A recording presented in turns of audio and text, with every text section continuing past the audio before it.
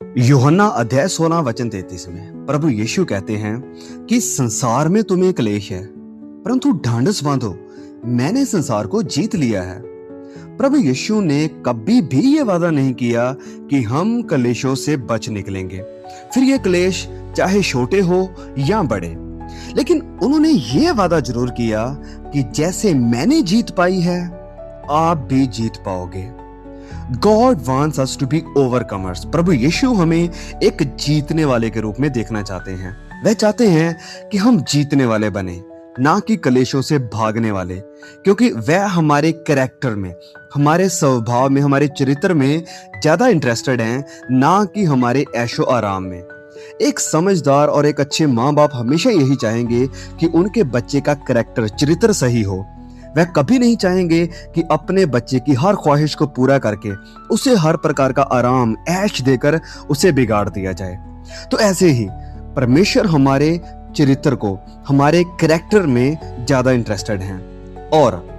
और एक बात, जैसे आज बहुत से प्रचारक सिखा रहे हैं, प्रभु यीशु ने तो कभी भी ये वादा नहीं किया कि भारी क्लेश से बचना एक इनाम या एक रिवॉर्ड है उनके लिए जो वफादार हैं। वरन इसके विपरीत उन्होंने ये कहा कि जो उसके पीछे चलते हैं, प्रभु यीशु कहते हैं कि जो मेरे पीछे चलते हैं वह मेरे नाम के कारण सताए जाएंगे, वह मेरे नाम के कारण मारे जाएंगे, वफादारी के कारण उन्हें क्लेश सहना पड़ेगा।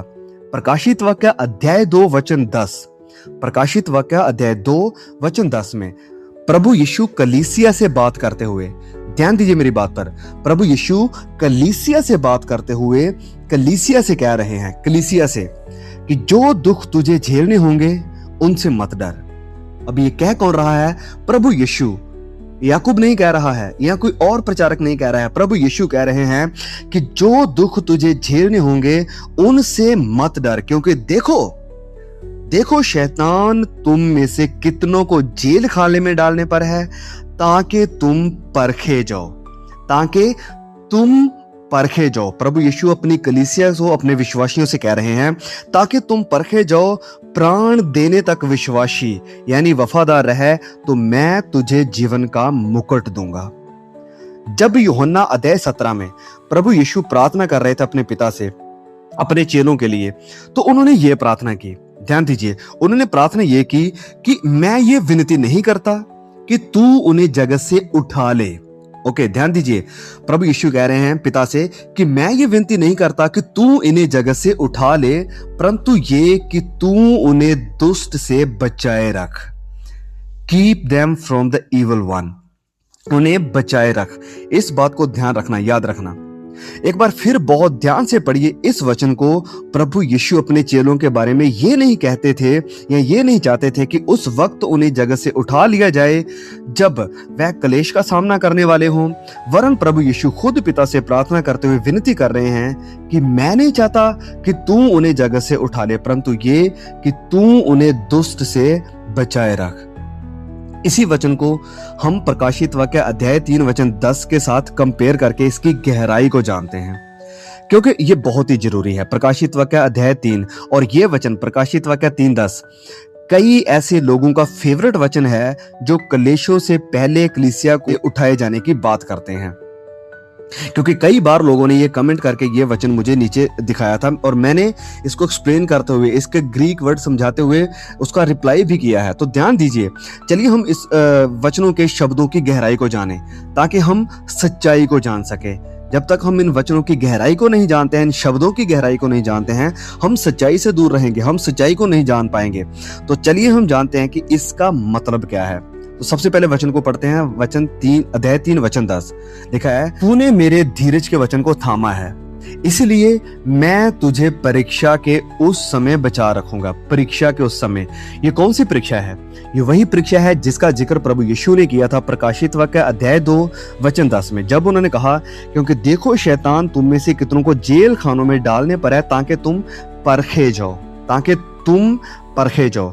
और यहां पर फिर प्रभु यीशु कह रहे हैं कि इसलिए मैं तुझे परीक्षा के उस समय, जो परीक्षा शैतान तुम पर लाने वाला है, तुम्हें बचा कर रखूंगा, जो पृथ्वी पर रहने वालों के परखने के लिए सारे संसार पर आने वाला है।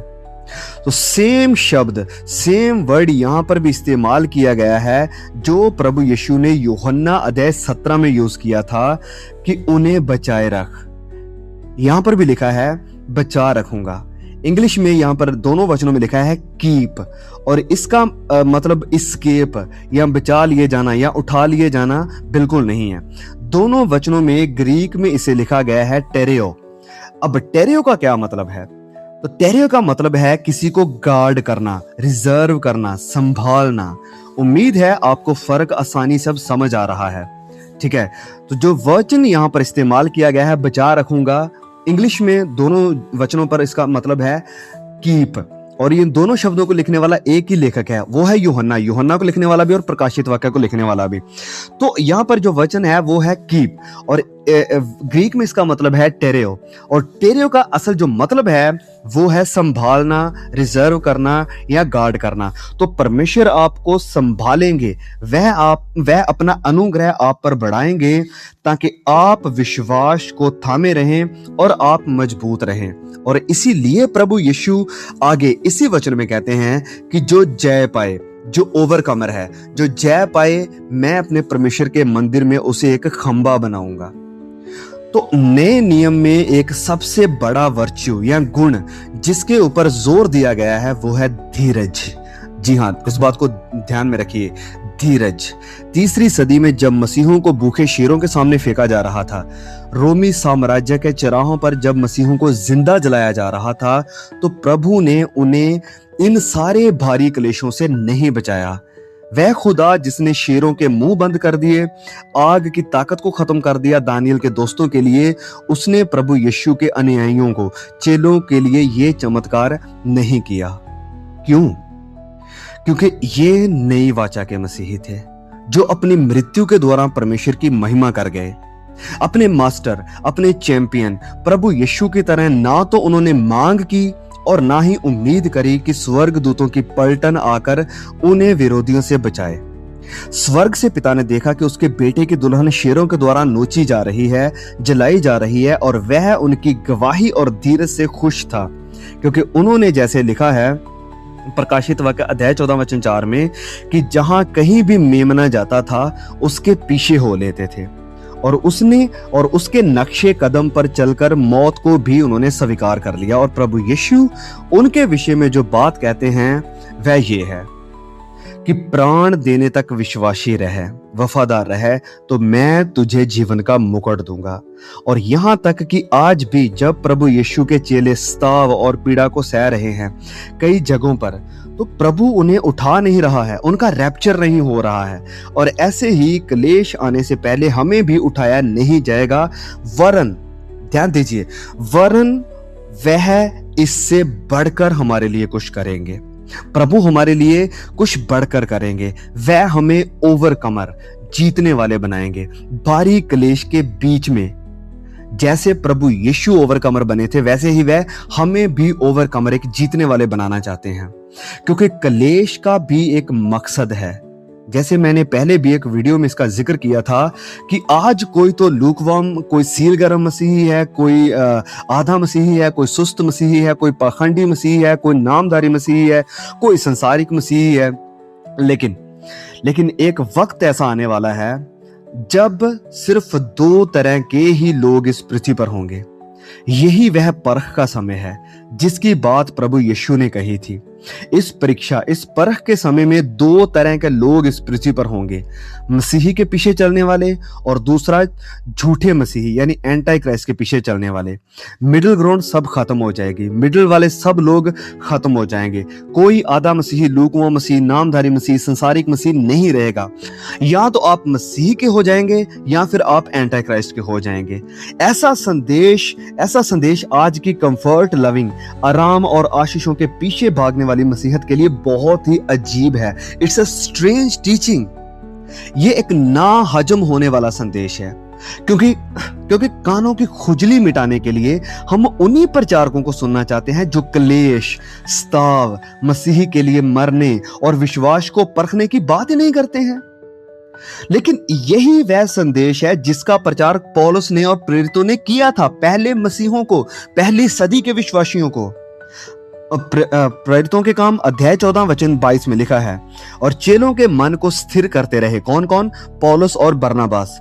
चेलों के मन को स्थिर करते रहे, उन्हें मजबूत करते रहे, पक्का करते रहे, और ये उपदेश देते थे कि हमें बड़े क्लेश उठाकर परमेश्वर के राज्य में प्रवेश करना होगा। कहाँ है आज जैसे प्रचारक जो पौलुस की नहीं, बरनबास की नहीं ये प्रचार करेंगे कि हमें बड़े क्लेश उठाकर परमेश्वर के राज्य में प्रवेश करना है? और आज अगर कोई ऐसा प्रचार करता भी है तो कहते हैं कि ये झूठा प्रचारक है, इसे वचनों का नहीं पता है, वचनों की गहराई का नहीं पता है। हमें तो क्लेश उठाने ही नहीं है, हमें तो क्लेशों से होकर गुजरना ही नहीं है। क्लेशों से पहले परमेश्वर हमें उठा लेंगे। अरे मेरे भाई, ये पौलुस ने प्रचार किया था, प्रभु यीशु ने प्रचार किया था, बरनबास ने प्रचार किया था, तो आप क्या अब उन्हें झूठा साबित करेंगे? पौलुस कह रहे हैं कि हमें बड़े क्लेश उठाकर परमेश्वर के राज्य में प्रवेश करना है। भारी क्लेश उठाकर, छोटी छोटी परीक्षाएं जिनका सामना आज हम अपने घर में, अपने काम करने वाले स्थान में कर रहे हैं, ये एक तैयारी है उस बड़ी परीक्षा की जो आने वाली है। इसी कारण ये बहुत ही महत्वपूर्ण है कि हम अभी से विश्वास योग्य, हम वफादार रहें, क्योंकि परमेश्वर कहते हैं यिर्मयाह अध्याय 12 वचन 5 में कि तू जो प्यादों ही के संग दौड़कर थक गया है, तो घोड़ों के संग क्यों कर बराबरी करेगा? जरा सोचिए इन लाइनों के बारे में कि तू जो प्यादों ही से संग दौड़कर थक गया है, अगर तू इन्हीं के संग दौड़कर थक गया, अभी हार मान गया है, तो जो घोड़ों की रेस आने वाली है उनकी बराबरी तू कैसे करेगा? जब वो भारी संकट आएंगे तो उनका सामना कैसे करेगा? तुम तो अभी से अपनी उम्मीदें हार कर बैठ चुके हो, अभी से वफादार नहीं हो, तो आने वाली जो रेस है उसकी बराबरी कैसे कर पाएगा? प्रकाशित वाक्य अध्याय 1 वचन 9 और 10 में संत यूहन्ना अपने आप को कहते हैं कि मैं तुम्हारा भाई यीशु के क्लेश और राज्य और धीरज में तुम्हारा सहभागी हूं। हर सच्चे और वफादार प्रभु के चेले को तैयार रहना चाहिए यीशु के क्लेशों में सहभागी होने के लिए, जब तक हम इस संसार में हैं। यूहन्ना को यह सारा प्रकाशन, ये सारा विजन, कंफर्टेबल लाइफ, एक आरामदायक जिंदगी में नहीं मिला था, वरन उसने ये सारा प्रकाशन, ये सारा रेवलेशन उस वक्त पाया जब वह खुद क्लेशों का अनुभव कर रहा था पतमुस टापू के ऊपर, क्योंकि वह वफादार था परमेश्वर के वचन और यीशु की गवाही के प्रति। उसे खुद क्लेशों का सामना करना पड़ा ताकि उन संतों के लिए लिख सके जो अंतिम दिनों में एंटी क्राइस्ट के हाथों क्लेशों का सामना करने वाले थे। तो जैसे हमने पहले भी कहा है कि धीरज एक ऐसा वर्च्यू, एक ऐसा गुण है जिसके ऊपर बहुत जोर दिया गया है नए नियम में, खासकर अंतिम समय के बारे में लिखते हुए। प्रभु यीशु खुद कहते हैं मत्ती अध्याय 24 वचन 9 और 13 में कि तब वह क्लेश दिलाने के लिए तुम्हें पकड़वाएंगे और तुम्हें मार डालेंगे, और मेरे नाम के कारण, यीशु के नाम के कारण सब जातियों के लोग तुमसे बैर रखेंगे, तब बहुत तेरे ठोकर खाएंगे। जब ये सब कुछ होगा तब बहुत सारे लोग होंगे जो ठोकर खाएंगे, जो कंफ्यूज हो जाएंगे कि ऐसा तो हमारे साथ वादा ही नहीं किया गया था, हमें तो ऐसा सिखाया ही नहीं गया था। प्रभु यीशु कहते हैं कि तब बहुत तेरे ठोकर खाएंगे, परंतु जो अंत तक धीरज धरे रहेगा उसी का उद्धार होगा। एक आखिरी वचन पढ़ते हैं, मैं तुमसे सच सच कहता हूं, ये प्रभु यीशु कह रहे हैं, मैं तुमसे सच सच कहता हूं कि तुम रोओगे और विलाप करोगे, परंतु संसार आनंद करेगा। तुम्हें शोक होगा, परंतु तुम्हारा शोक आनंद बन जाएगा। यूहन्ना अध्याय 16 वचन 20।